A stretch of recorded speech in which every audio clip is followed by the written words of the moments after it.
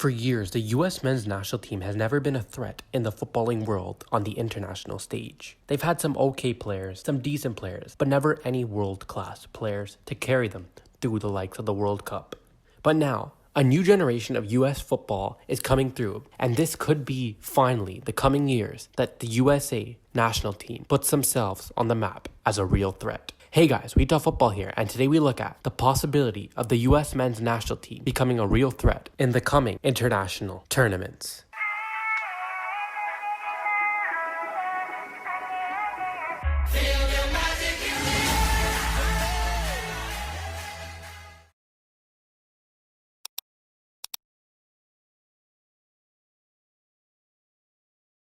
Now, I know. Most people at the start of this video are going to be thinking, how is a country ran by this guy? Look at this dude. Wait till you see the... No.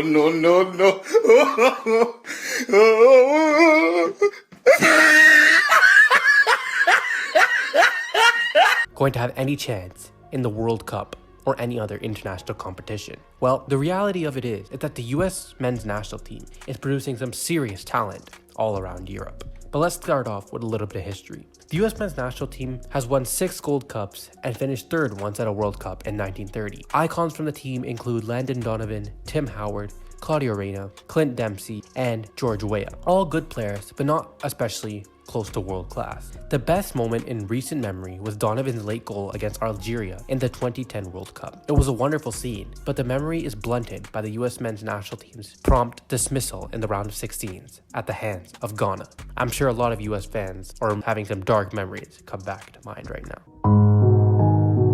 But this is a new day, and the footballing world, as well as the American talent that they have produced, has changed. And now whispers about the national team becoming better are turning into shouts. The cautious optimism shifting towards confidence. The new generation of American men breaking onto the scene are different. They have real talent. They have a chance to change how US football is perceived. This new golden generation features a handful of American players who have already proven they can play at the highest level of European football at the ages of 18 to 22 years old. The most established is Christian Pulisic. He has struggled with injuries with Chelsea, but is one of their best players coming into the second half of the season. And after scoring a crucial goal in this week's recent game against Real Madrid, he once again proved that he can do it on Europe's biggest stage. Next up is Weston Mckennie, who marauders through the Juventus midfield and combines well with Cristiano Ronaldo, who is also making himself a name for at a big name club on the European stage. Mckennie, who is getting more playing time under Andrea Pirlo, is now getting to really show his class on the field in the Serie A.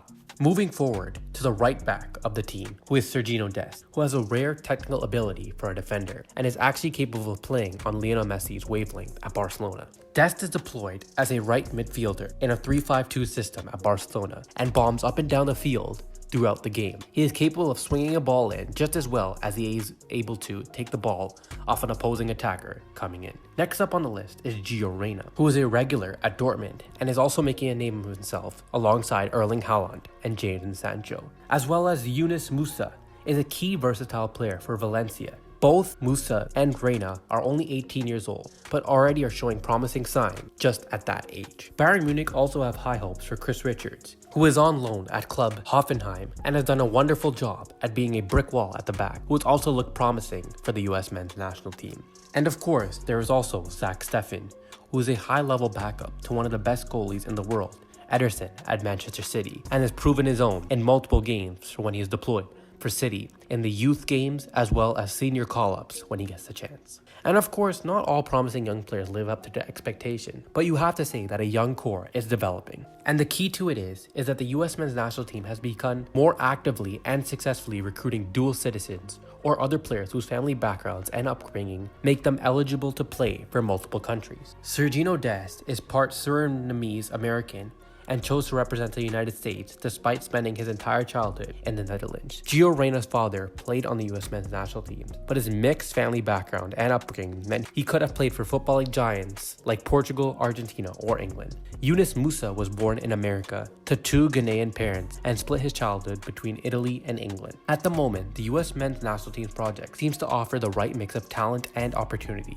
There is enough talent to convince potential players that the team could compete in major tournaments, but the group group also isn't so strong that a young player couldn't get equal opportunities. Each player too clearly feels some kind of emotional connection to the stage, which is what you want for someone representing your country. The result is a team that looks a lot more like a country and better represents the status of men's football in America. While football itself is important, the United States is an international home for women's and men's football. The US women's national team sources some of the best talent in the world from abroad, and now the men's national team is following in their footsteps. The men are still trying to find an identity, taking on bits and pieces of footballing culture from around the world. Ideally, the varied national backgrounds of star players manifest on the field as a stylistic diversity and originality. After being tedious and slow for years, the US men's national team now shows some glimmers of exciting football. The 2026 Men's World Cup in North America coming at the perfect time as this generation theoretically reaches its peak could be a transformational tournament in the US footballing history. Then again, it's the hope that kills you. But let us know what you guys think in the comments down below. Do you think the US men's national team is a genuine threat on the international stage in the coming years? Or do you think that other countries are just too strong for them? Please make sure to like, subscribe, and share. And we'll see you guys in the next one.